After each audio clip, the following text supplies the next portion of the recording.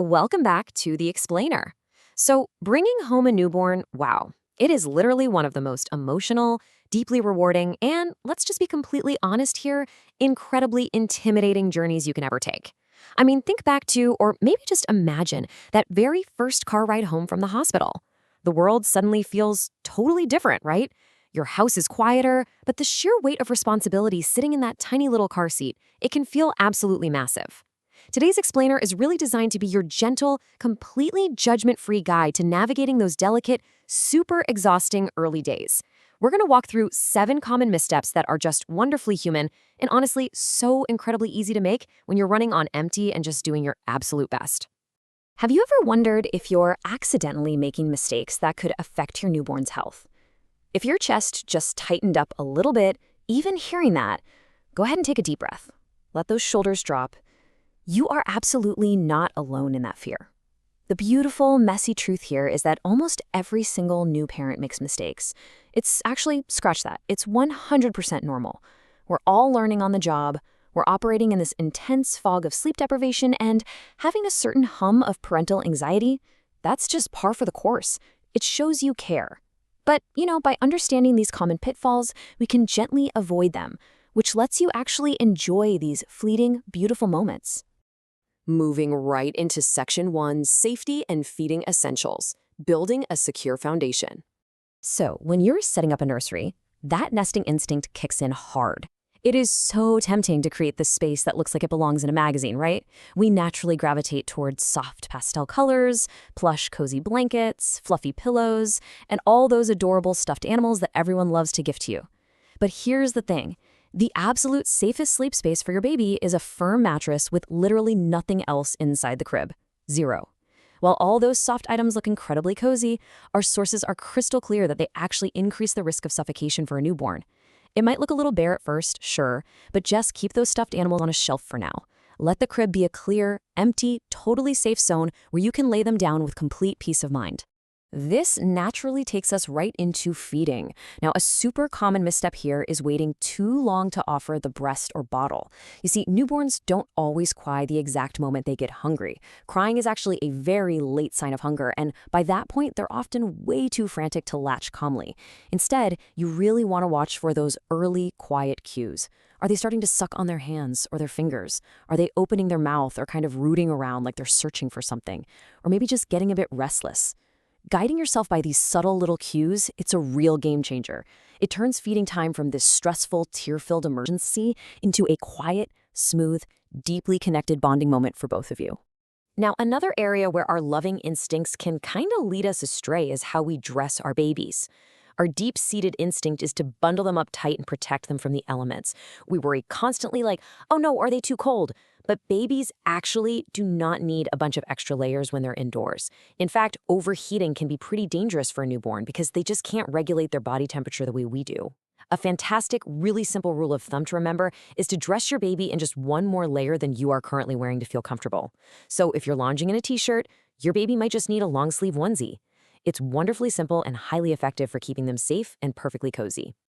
All right, let's look at Section 2, Development at Their Pace. Growing stronger every day.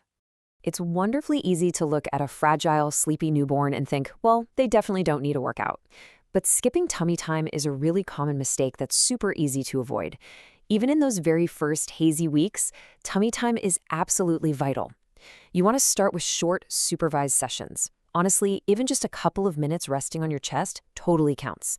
This early, consistent effort gently strengthens those delicate neck and shoulder muscles. I know it can feel hard when they fuss, but these tiny micro-workouts are crucial preparation for major future milestones, like rolling over, sitting up, and eventually crawling across the living room floor. You are literally building their physical foundation, one brief session at a time. In our hyper-connected world today, we're always scrolling social media, chatting with parents at the park, and then suddenly, we panic if our baby isn't doing exactly what someone else's baby is doing at that exact same week. It is a total thief of joy. But please remember this. Every newborn develops at their own pace. Small differences are completely normal. Just let that sink in for a second. Your child's developmental timeline is beautifully unique to them. They're writing their own story. Comparing their progress to the baby next door, That's only going to add unnecessary anxiety to a time that really should be filled with wonder at all the tiny new things they're learning every single day. Moving on to section 3, prioritizing your own health. Because yes, you matter too. In the absolute whirlwind of caring for a tiny human, a massive mistake is completely ignoring your own health. The undeniable reality here is that exhausted parents make more mistakes. Caregiving is a monumental, all-consuming task, and you simply cannot pour from an empty cup. That's not just a cliche, it's a biological fact. If you are completely depleted, just running on fumes and yesterday's coffee, your focus and decision-making will inevitably slip. It is so important to rest whenever you possibly can, to stay hydrated, and, this is critical, do not be afraid to ask for help. Asking a partner or a friend to hold the baby while you sleep or take a shower, that is absolutely not a sign of weakness. It is a vital, proactive strategy so you can be the best, most alert, and loving parent possible. Which brings us to our final section, Section 4, Love Over Perfection, the Heart of Parenting. We place such a heavy, almost suffocating burden on ourselves, convinced that we just have to be the perfect parent. Let's deconstruct that pressure right now. Your baby doesn't need perfection. They need love, safety, and someone who responds to their needs. That's it, the whole shebang. They don't care about a perfectly curated aesthetic nursery, they do not care if the laundry is folded, and they certainly don't need a parent who has every answer immediately. They just need you. They need you showing up, providing a warm space, and offering comfort when they cry. That responsiveness, that is the entire foundation of a secure, happy attachment. Look, the first weeks are going to feel overwhelming. There will absolutely be long, hard nights where you feel like you have no earthly idea what you are doing. But every single day, you are learning right alongside your sweet baby. Every single cuddle you give them in the rocking chair, every feeding, every quiet, comforting moment in the middle of the night when the rest of the world is sound asleep. All of it helps your baby grow stronger. You're putting in immense effort, and it is absolutely working, even on the days when you feel like you're just barely getting by. To them, you are their whole world. So, as we wrap up this explainer, I want to leave you with one final thought. Being a great parent isn't about knowing everything on day one.